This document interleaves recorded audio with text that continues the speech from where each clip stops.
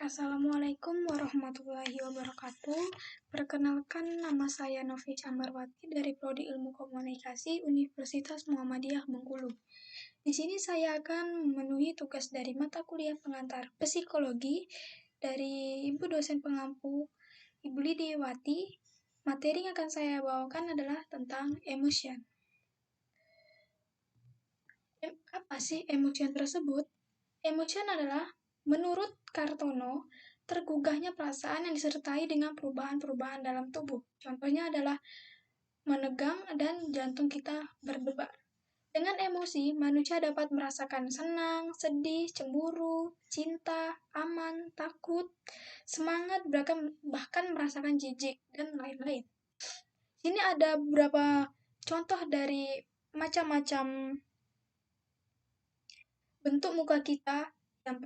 Yang pertama ada senang, sedih, marah, bosan, cemburu, merasakan cinta, dan lain-lain.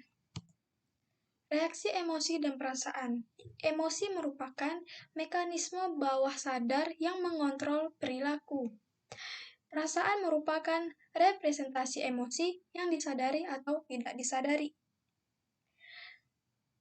Emosi dan perasaan bersifat subjektif atau detail. Ada 4 komponen dari emosi. Yang pertama, stimulus. Stimulus itu adalah yang mendorong reaksi. Yang kedua, perasaan. Perasaan merupakan pengalaman yang disadari, baik positif maupun negatif, yang membuat kita menjadi awas. Yang ketiga ada rangsangan fisiologis. Rangsangan fisiologis ini adalah respon tubuh kita. Yang keempat ada respon perilaku. Respon perilaku ini adalah tindakan yang dilakukan.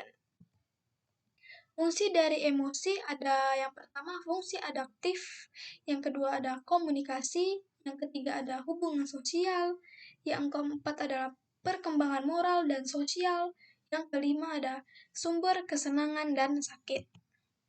Emotion, more than a feeling, atau lebih dari perasaan. Sebuah keadaan, perasaan yang melibatkan pola perubahan wajah dan tubuh, penilaian kognitif, dan keyakinan. Emosi ini ada perubahan fisiologis. Perubahan fisiologis ini adalah perubahan pada otot, tubuh, dan wajah. Yang kedua ada proses kognitif, yaitu adalah interpretasi terhadap situasi emosional. Yang ketiga adalah pengaruh budaya, mempertajam pengalaman dan ekspresi emosi. Teori-teori emosi yang pertama ada logika umum atau common sense.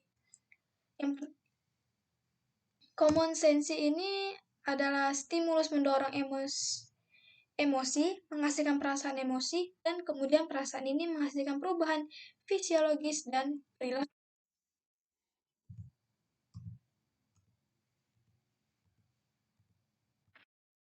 Bisa dilihat dari contoh di bawah ini, di mana ketika ada anjing yang menggonggong, pasti kita akan merasakan takut. Dan perasaan takut tersebut kita merasakan jantung kita ini berdebar dengan cepat karena kita merasakan takut dari gonggongan anjing tadi tersebut. Dari perasaan takut tersebut kita memiliki refleks untuk berlari karena kita merasa takut pada anjing tersebut kalau saja dia bisa mengejar kita dan menggigit kita nantinya. Yang kedua ada teori menurut James Lange, yang merupakan stimulus memprovokasi emosi secara langsung untuk menghasilkan perubahan fisiologis dan perilaku. Dan kemudian peristiwa ini menghasilkan perasaan emosi.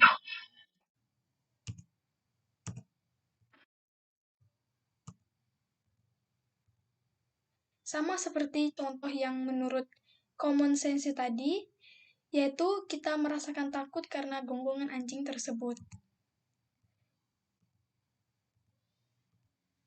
Di sini ada contoh lagi dari di bawah yang menampilkan ada seorang maling yang ingin maling ke rumah kita.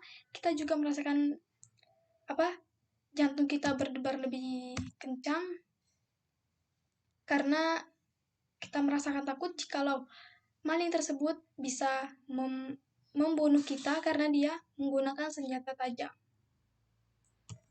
Yang ketiga ada teori Cannon-Bart. Pertama ada stimulus memprovokasi emosi yang mengaktifkan pusat otak yang disebut talamus, yang secara bersamaan mengirimkan pesan ke konteks, menghasilkan perasaan emosi untuk organ, gairah, dan otot, rangka, dan perilaku.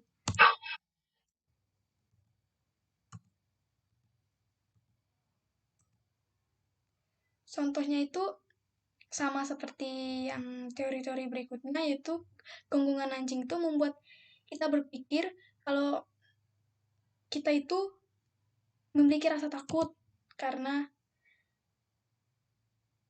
kita merasa tidak aman dan jantung kita berdebar, kita pasti harus berlari dari anjing tersebut.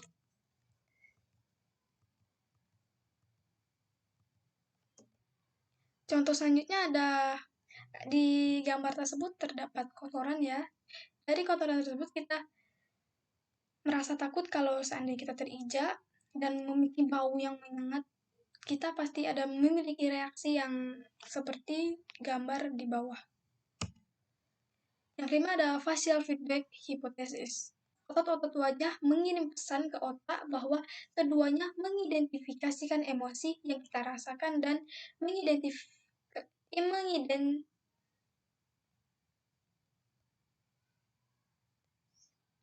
mengintensifkan itu. Yang ketiga ada Lazarus Cognitive Theory. Berdasarkan penilaian kognitif, kita memutuskan jika situasi positif, negatif, atau netral, sebuah penilaian positif atau gairah memicu gairah baik fisiologis dan rasa emosi. Yang keempat ada teori dua faktor Schachter-Singer. Kita memiliki perasaan emosi ketika ada dua faktor yang hadir, yaitu kita merasa dibangkitkan secara fisiologis dan kita menafsirkan suatu emosi tertentu didasarkan pada situasi yang dihadapi. Contohnya seperti gambar di bawah ini, di mana ada anjing yang menggonggong, kita merasakan bahwa kita merasa takut atau merasakan jantung kita berdebar-debar dan kita memiliki feeling atau berpikir kalau anjing ini sangat galak. Bisa dilihat dari cara dia menggonggong tadi. Dan kita merasakan adanya rasa takut dari gonggongan anjing tersebut. Yang contoh kedua ada di mana ada seorang wanita dan laki-laki. Di sana seorang wanita merasakan jantung yang berdebar-debar karena dia merasakan adanya perasaan emosi yang biasa kita rasakan, yaitu perasaan cinta. Yang selanjutnya ada 10 teori dasar. Yang pertama joy atau gembira, yang kedua surprise atau terkejut, yang ketiga anger atau marah, yang keempat constep atau mengejek, yang kelima shame atau malu, yang keenam interest excitement atau tertarik, yang ketujuh sadness atau sedih, yang kedelapan disgust atau jijik, yang kesembilan ada fear atau takut, yang 10 ada guilt atau merasa salah. Selanjutnya ada biopsikologi emosi. Ada otak atau area kunci. Area kunci ini ada sistem limbik. Sistem limbik ini ada berjuang menghindar makan berpasangan. Yang kedua ada bagian penting hipotalamus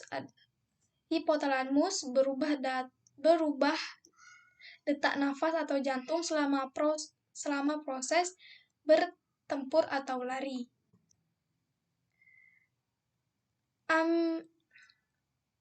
Amigdala takut dan marah. Septum membran tipis dalam pusat ventricule. Menekan keadaan emosi negatif, misalnya takut. Juga ada lobus frontal atau sistem rem untuk amigdala. Cognition dan emotion. The brain sort for emotion.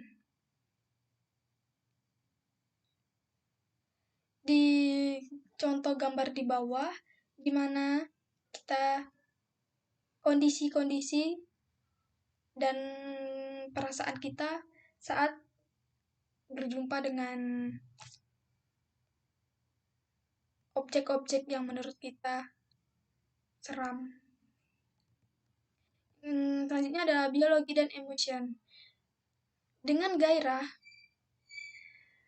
otonom didorong masuk dan simpatis diaktifkan. Epinerim dan norepinerim yang dilepaskan dengan jantung, tekanan darah, dan meningkatkan gula darah, mempersiapkan kita untuk melawan atau menghindar ketika kita bisa tenang. NS parasimpatis masuk ke dalam. Yang selanjutnya ada emosi positif mengaktifkan otak kiri lebih, sedangkan emosi negatif mengaktifkan belahan kanan lebih lagi. Selanjutnya ada gairah dan stres. Gairah dan stres benar-benar dapat membantu kita sampai titik tertentu. Setelah kita mencapai titik itu, kinerja menurun. Intinya adalah berbeda untuk tugas yang mudah dan sulit. Emotion tetrahendro. Yang pertama, ada emosi yang baik atau beneficent. Itu emosi yang bermanfaat atau positif. Dan ada emosi yang buruk atau maleficent, ada emosi jahat atau negatif. Yang kedua, ada emosi aktif yang menyebabkan motivasi dan semangat. Yang kedua, ada emosi pasif, penyebab kelesuhan, tidak aktif, dan kemalasan. Ada 4 permutasi. Yang pertama, aktif positif. Aktif positif ini ada gembira bekerja, berusaha mencapai target yang maksimal. Yang kedua ada pasif positif. Pasif positif ini berupa berusaha mencapai kepuasan atau kebahagiaan. Aktif negatif berupa ekspresi kebencian atau kemarahan. Yang terakhir ada pasif negatif berupa depresi atau putus asa. Perasaan. Perasaan itu ada yang pertama gejala psikis yang bersifat subjektif. Yang kedua ada berhubungan dengan gejala-gejala mengenal. Yang ketiga ada dialami dalam kualitas senang atau tidak senang dalam berbagai taraf. Perasaan dibedakan menjadi 2, perasaan jasmiyah. Yang pertama ada perasaan jasmiyah atau rendah. Perasaan jasmiyah ini dibagi menjadi 2, yaitu perasaan indriyah.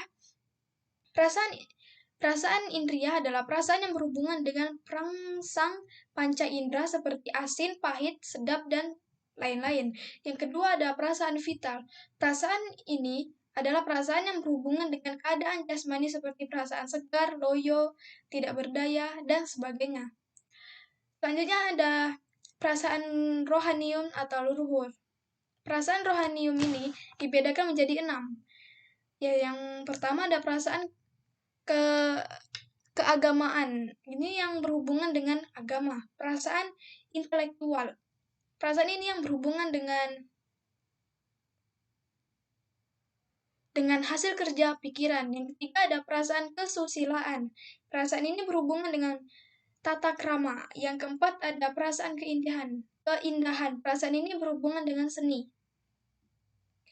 Kelima ada perasaan sosial. Perasaan ini berhubungan dengan sesama manusia. Yang keenam ada perasaan harga diri.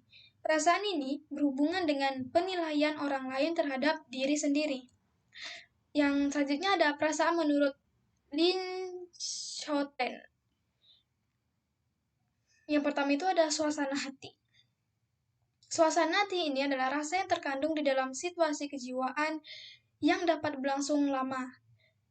Suasana hati ini dibedakan menjadi ada euphor atau rasa gembira, netral atau rasa acuh tak acuh, dispor atau rasa murung, humor atau rasa yang timbul dan hilang di antara euphor dan netral.